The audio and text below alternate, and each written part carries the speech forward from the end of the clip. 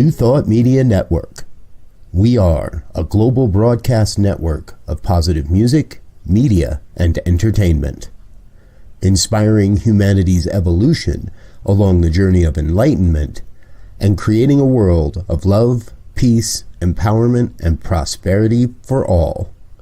New Thought Media Network. Positively inspiring.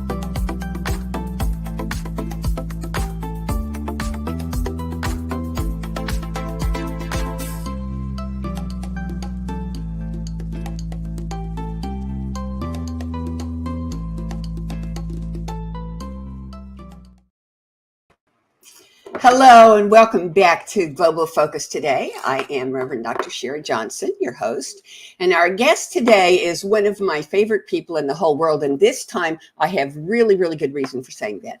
We graduated the same year from ministerial school. We've been friends for all of that time. We're prayer partners, and he serves on the board of my ministry, so yeah, good guy. You can tell right off, good guy.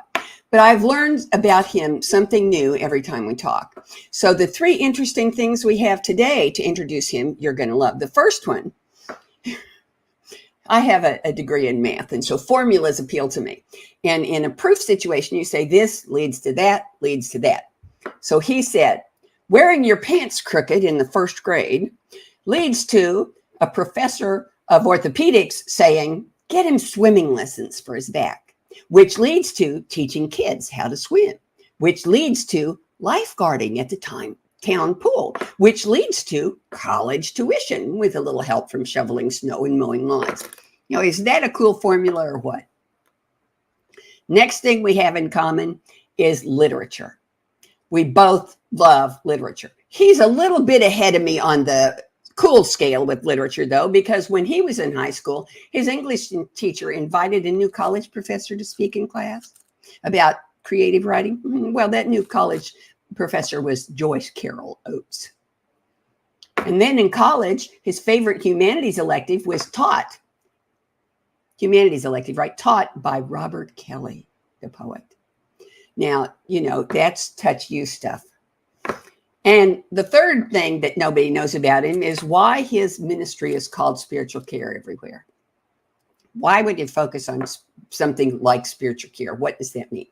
So we're going to be talking about it because the reason he got into it is that he discovered that many faith-sponsored hospitals don't want to offer spiritual care, not because they don't think it's important, not because they don't want people to have it, but because they're afraid you'll say yes and they won't have anybody there to assign to you. That is an issue which he is prepared to address. Please help me welcome Reverend John Odden from Spiritual Care Everywhere. Thank you so much for saying yes.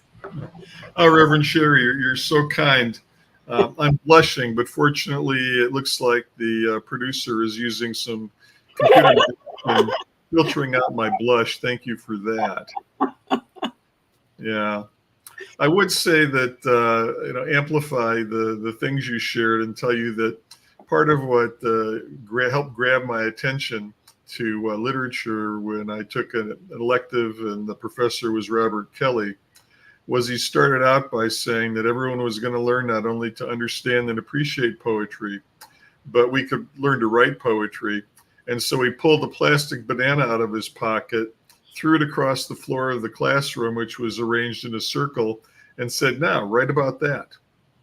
It was gracious. We did not have to do rhyming or, iambic pentameter or whatever the engine is inside of a poem. But, for a kid from the Midwest to be out in California and having poetry be a humanities elective, I was thinking, if I can find humanities electives I can do, I might complete college. Yay. And lo and behold, it worked.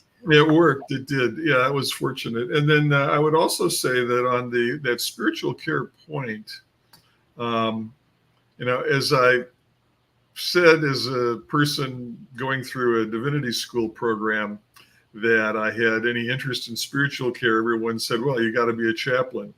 But what I found out that one day on a national webinar with all kinds of spiritual care people from hospitals was that the chaplains we have aren't enough, because there's so much work for chaplains, and there has always been so much work for chaplains around ethical issues where they'll call in the chaplain for support, as well as end-of-life issues, and that the chaplains were just the most swamped people you could find. And so here you'd have these beautiful faith-sponsored hospitals, very aware of spiritual care, but gosh, when the chaplains are all busy, you don't want to offer something that the chaplain is just not going to be able to get to. And even when my nonprofit started a healthy people program before the pandemic for kids who needed help during the school year, we figured out that like 1 in 10 during a school year could use some help, that the right team of the pediatrician and the therapist could come together, give a little help, and keep a kid progressing through their student journey. And across the pandemic interval, that seemed to have just about tripled. And we saw some pretty big established systems try to offer that kind of thing. And then they'd come and they'd want to whoop on me because they would find out that the number of people who showed up, they couldn't even track or count, let alone serve. So we're in this new kind of era. And I do have something else that I chose to share and talk about today. But we're in this new kind of era where I believe one of the hidden realities is there's things that humanity craves, wants, needs, and would be served by that we haven't yet organized the world to provide. Yep. And that indeed is a kind of a thing that shows to me that it's a time to be optimistic and grateful, because how wonderful to be in an era when there is more to do. I can remember at times in my life, even growing up in the Midwest, when people would say, has every interesting thing just about been done now? Or is there more to do?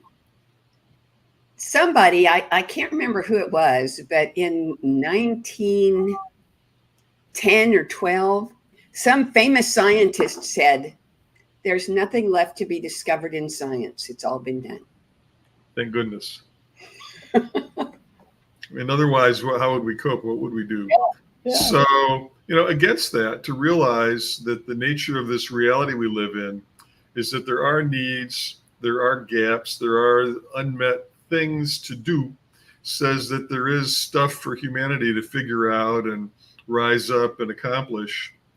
And towards that end, I'm not going to talk about spiritual care everywhere today. Maybe I can come back and talk about that soon. I'm currently working to fold in the opportunity to crush the cost of delivering a frontline instant spiritual care response everywhere, anytime appropriately, crushing the cost of it over 100-fold.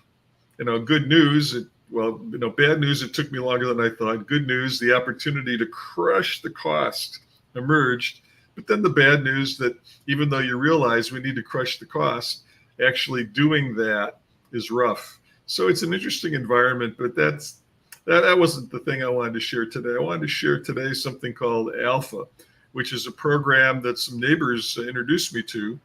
This is a couple who are very Catholic. In fact, the wife actually started out her adult life cloistered in a convent. She felt that was going to be the path for her. And then along that way, before her final vow, she realized that as she felt, God-inspired direction was out into the world to find a partner and have a family like that. And so she did make that shift.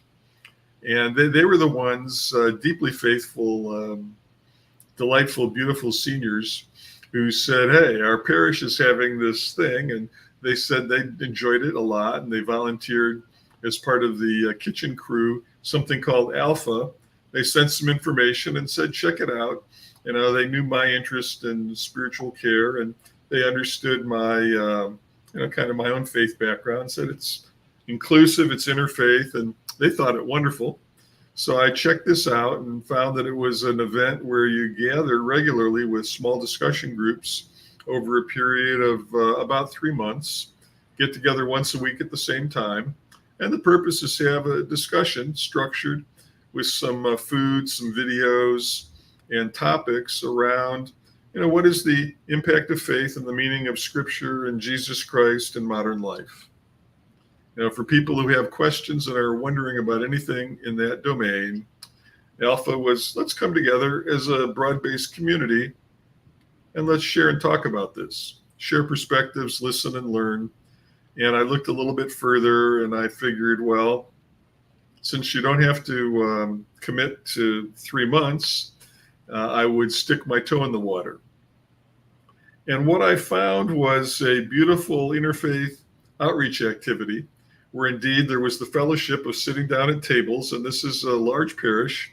So there were like 20 tables with 7 or 8 people at a table. And they said, yeah, they started it. And it's become their big outreach activity for them, actually. And I will speak kind of out of sequence time-wise here, but try to give it sense. Once I got in, I looked to see, is this the only parish? This is a Roman Catholic diocese, and the local parish is part of that does this or what? And I saw that the diocese has a coordinator who provides support for those parishes that decide they'd like to sponsor an Alpha program. It might not be for every group. And not everybody does. A few do. And those that do seem to stick with it. And this one was particularly energetic and just had a well-organized program, name tags. And you could tell they'd done it before, and they're used to hosting large events with a larger parish. So they've got the kitchen and the hall with the flexible walls. And they're able to put this together, and you come in there and you're meeting people from the community who are interested in some interfaith discussion around the impact of faith, Scripture, and Jesus Christ in modern life. And certainly in New Thought, I've heard plenty of people say they're interested in, what's up with Jesus and the Bible, and can I find out more about that? They might not want to, spend the summer at Bible camp, but people who said, I'd like to hear more, I'd like to know more. And so you could see that there were people showing up who wanted focus on that. There were members of the parish. There were people in the community who had, moved in and weren't part of the parish. There were people who had lapsed out of their faith. People of all different kinds and backgrounds and ages and dispositions, just coming together. So having community come together in and of itself was beautiful. That kind of convening of bringing people together under this theme of what they called Alpha was quite positive, uplifting, very nice. And then after they have some introduction, and the parish has a wonderful suite of talented musicians. So one of their keyboard vocal artists would come in and have a little bit of music, a little bit of an intro from the pastor, and a beautiful meal. And then they would run a video, and the video would come from the headquarters of Alpha, which, grew up as the internet was discovered in somebody's credenza. So I went out there on that internet and checked it out. And that was back in, what was that? I wrote down the year.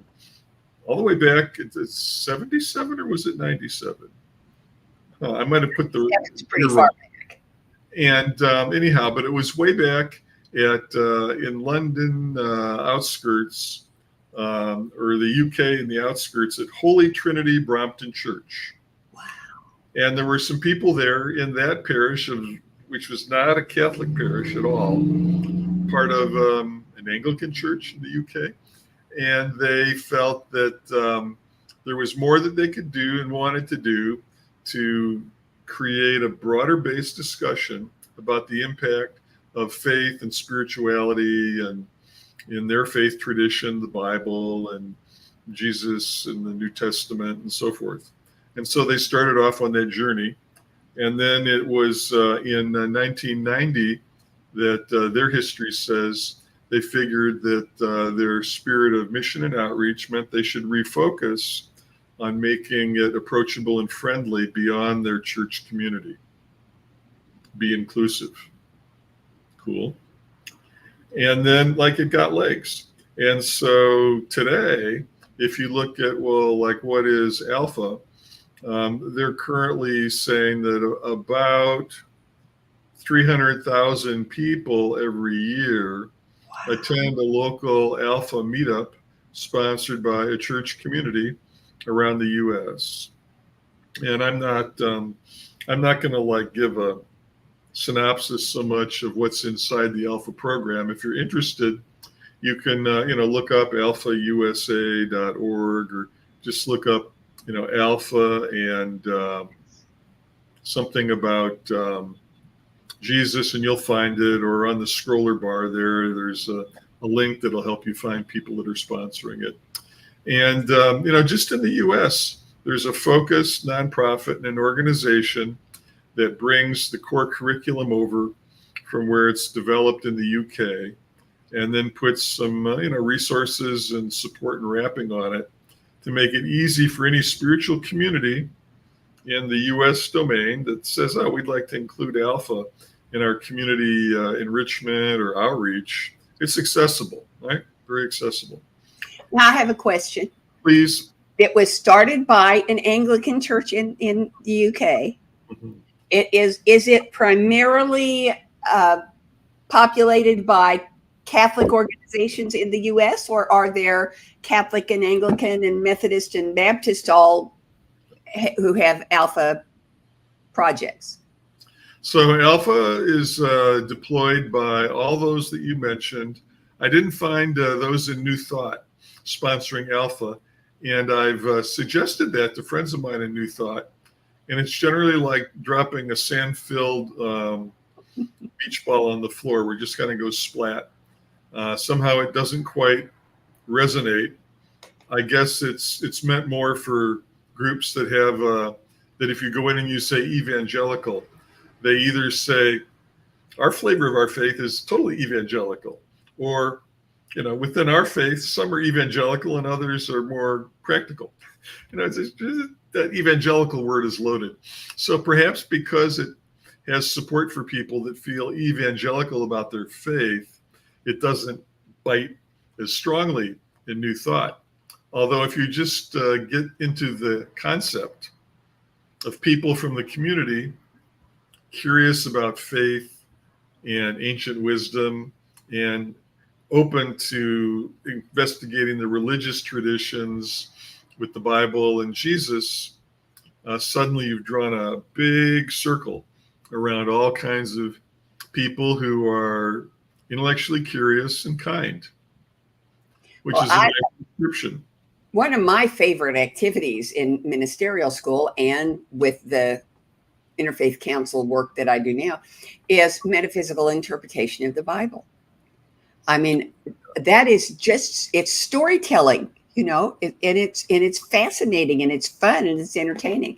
But I have noticed that it is not a New Thought activity. It's in our ministerial schools, but it's not something New Thought people take a lot of time with. And I haven't quite figured out why that is, but I'm delighted to find out that there are programs like this out there that are interfaith, biblical study, learning what it means programs. That's just marvelous.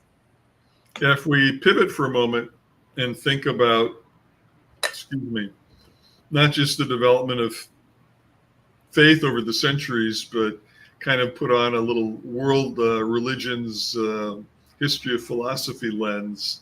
What we have from the time of historical Jesus in the Bible is a holistic view of ways to live with principle, engage with community around principles that are nurturing and sustaining. And there's other parts that are baked in there that I've heard many people speak out against. And yes, once you say something like faith and you pour everything in that wants to ride in the wagon, it gets overloaded in a hurry. But if you do look at where do we gain many of our principles and traditions and things that energize humanity to do the best that we can do, a lot of it does trace back that way.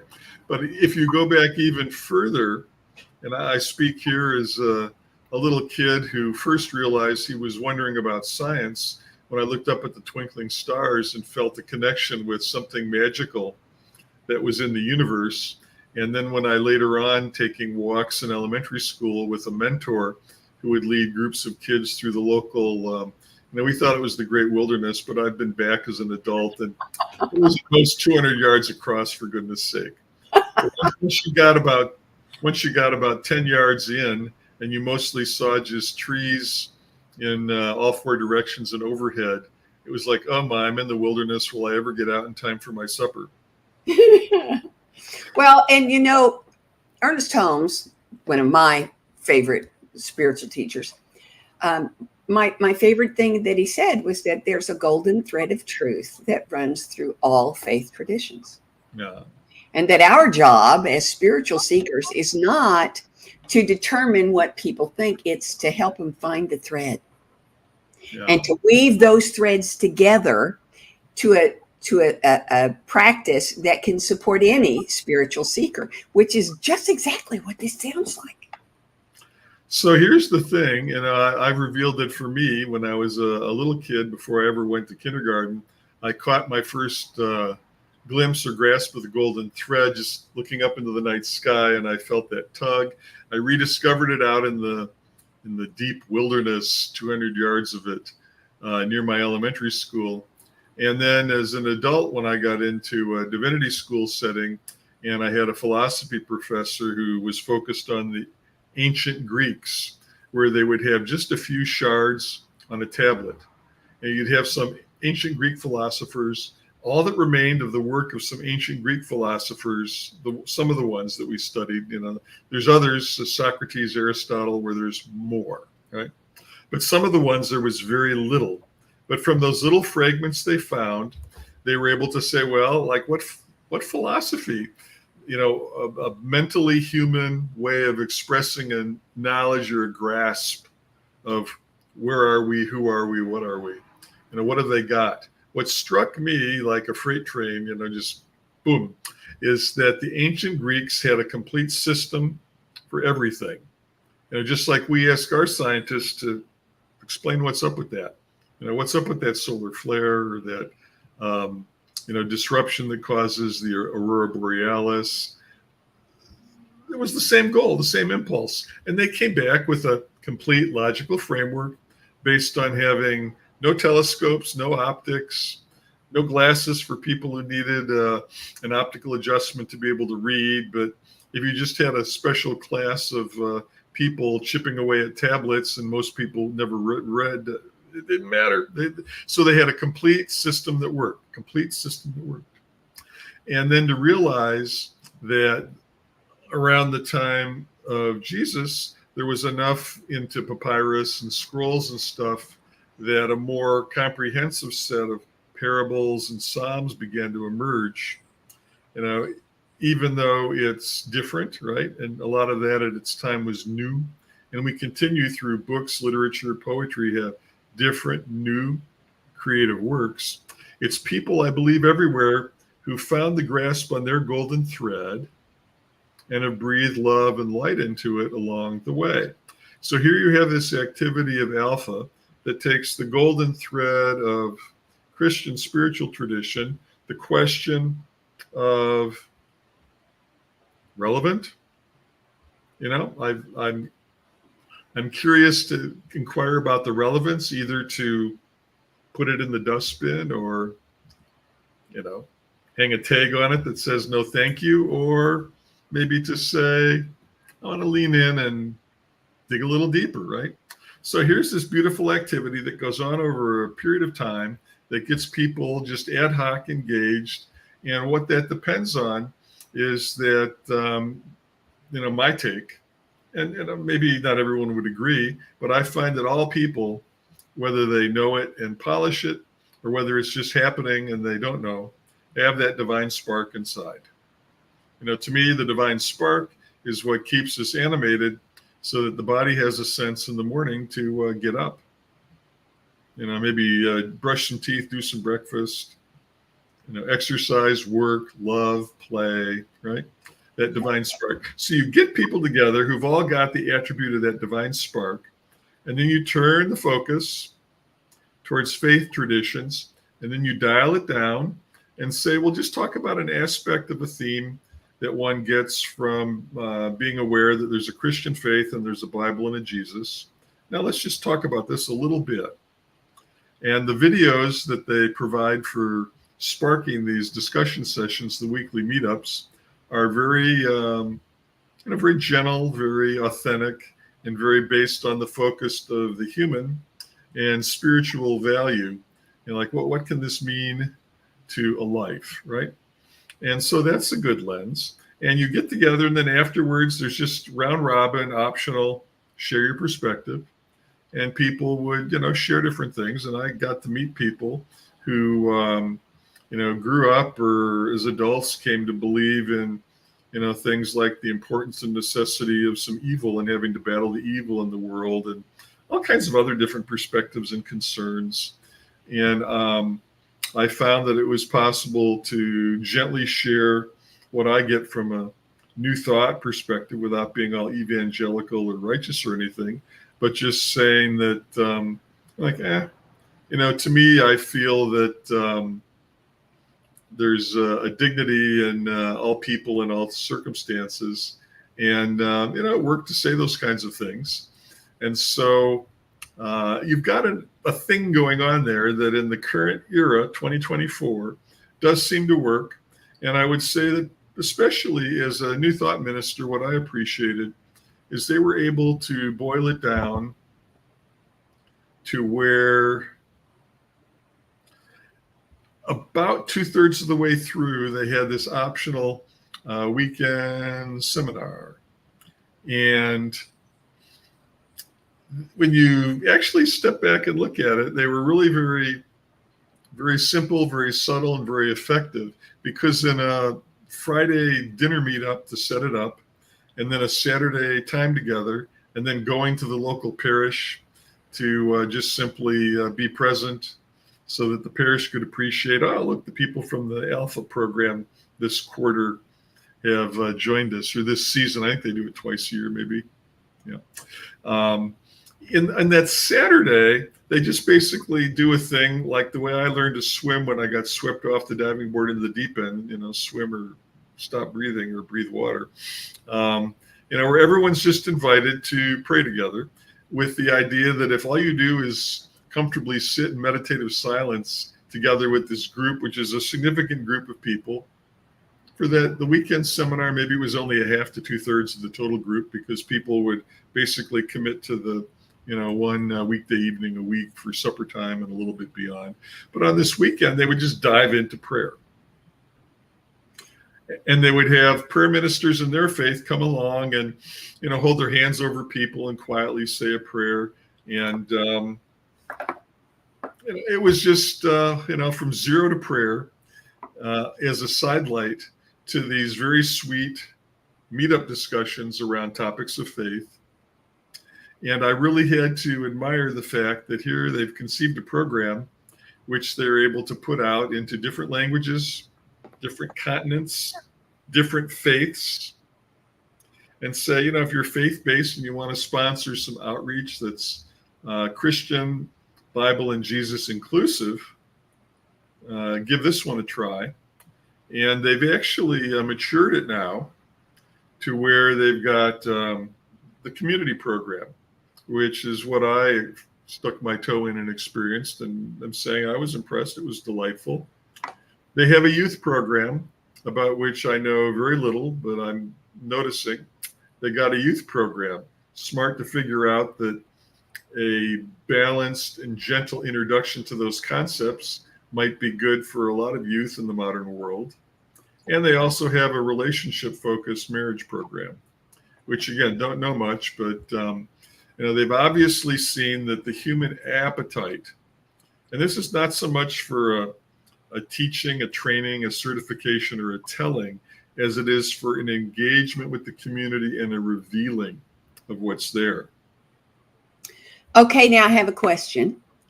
I am distant from CSL, but one of the things I'm aware of that CSL does is something called spiritual living circles.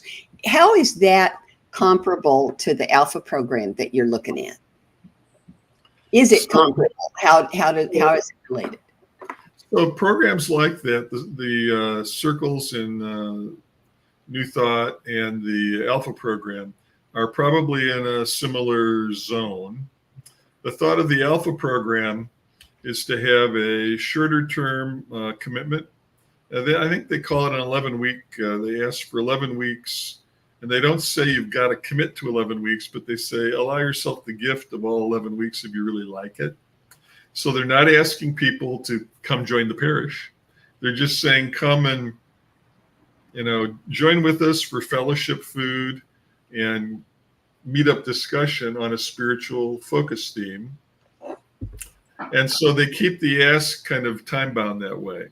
Because when they're done, they basically say, hey, if you want to do more spiritually and faith-based in your community, we're here, and here's our programs and ministries, and feel free to attend events, do anything all the way up to convert to Catholic and, join the parish, whatever you wish to do.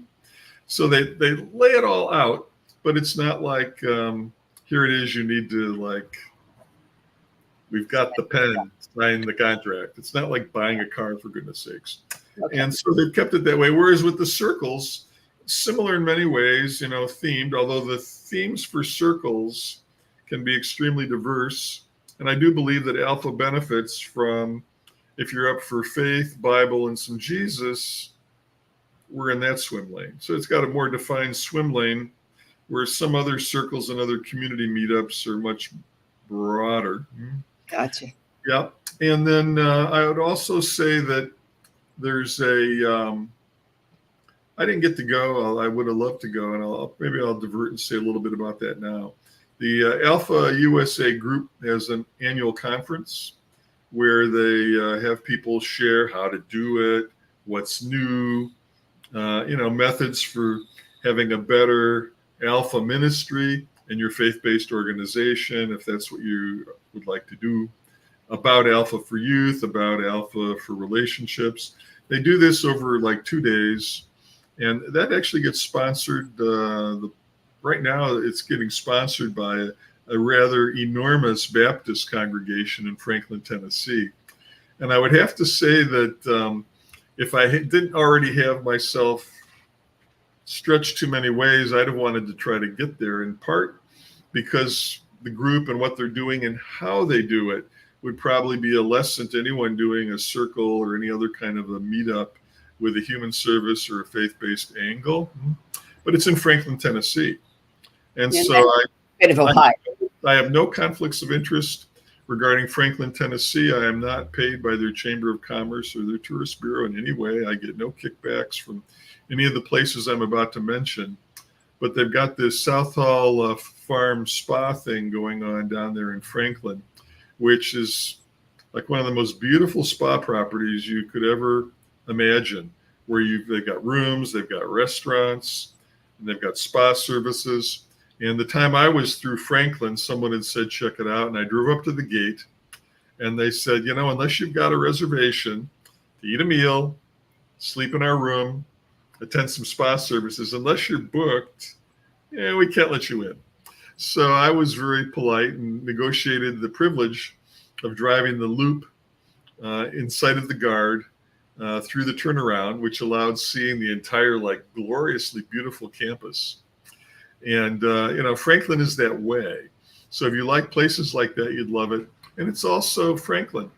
The Battle of Franklin Memorial Foundation has historical tours where they explain what happened with the Civil War and why was the Battle of Franklin probably the event that most people don't know about that determined how the Civil War would end with the falling of the Confederacy, just because of stuff that the docent on my tour was a historian who's on the board of the foundation.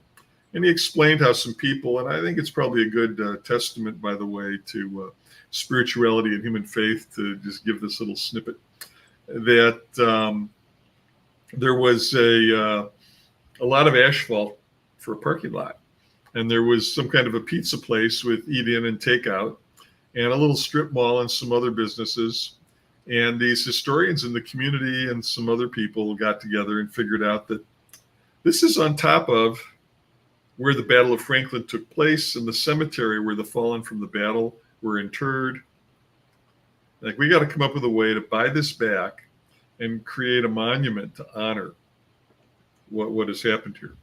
So over time, they got a few different historic houses. They got the original battlefield site back, and they've resurrected it to where it looks like it did back in the time of the Civil War.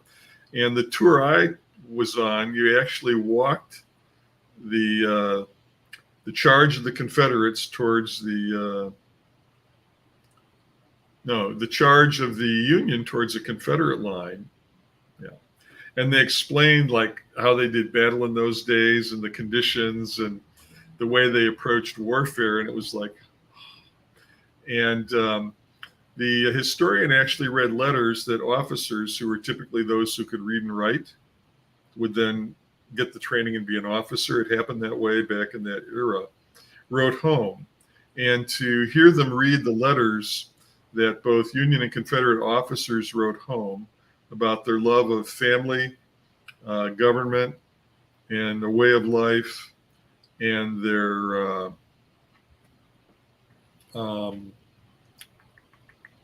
just their vision for a future, how they felt that they were really doing what was necessary for that, and how much they hoped and prayed that they'd be able to return home, but also saying, if I don't return home, do what you can to make a life and find a situation to continue family and go forward.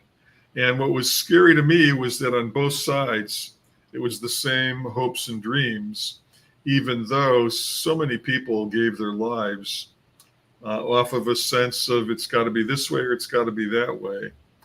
And the inability to problem solve and resolve around that led to such drastic carnage. Well, I have always believed that nobody ever won a war. Yeah, it's a habit that we need to find a way out of. I would also say that, as an antidote perhaps to something as intense as the Battle of Franklin Foundation, just a little further around the corner is Leaper's Fork, which is a little artsy community that reminds me of any of the really famous artsy communities in the coastal US or anywhere, with little craft stores, art stores, wine tasting in Tennessee with local wine. Really? Yes. And pretty good stuff. And also, a kind of a little dive cafe where some of the locals like to come on down the hill from where they live in privacy in the outskirts of Nashville and play a set now and then. And they said, yeah, every now and then they get a short notice call that Keith Urban or Carrie Underwood wants to drop in and play for the neighbors out of gratitude. And not that I saw anything like that while I was zipping through, but to be down in an area with so much soul and character and natural beauty and history, and to have that be also where the Alpha USA people come together to talk about what are we doing in service to humanity and how are we going to tune it up and do it better. My take is that it's a very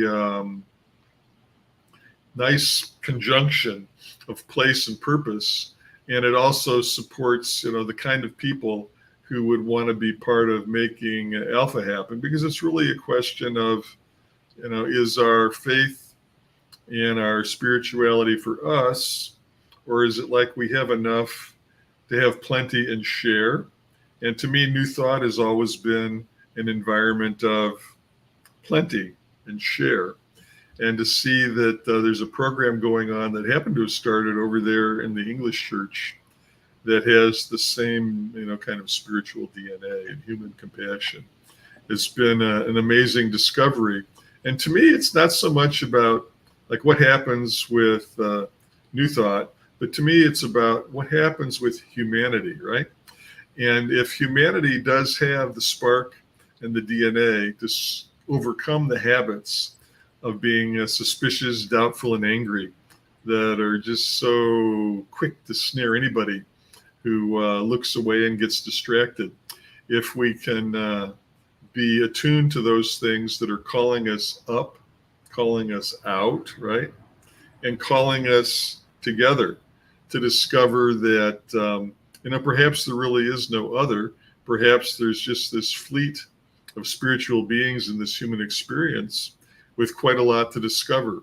And for those who are open to a little bit of Bible, New Testament, and Jesus, I would say that any community could add a circle and run the Alpha theme with this brilliant content and bring people together and harvest and augment something that is in the human hearts in many places today, saying, let's come out, let's play, let's engage. And even as many churches that I'm aware of in all denominations have angst about, what is our census and what is our support base? I think there are human needs that can be met. And I believe that activities that lean in and feed those needs will be part of revealing, where are we going? How are we getting there? I think we know where we're going, which is towards peace and, peace, unity, acceptance, trust, and building, right? And then the question becomes, well, how do we gear up humanity to take meaningful steps? And to me, anything with convening, anything with honoring, anything with listening respectfully,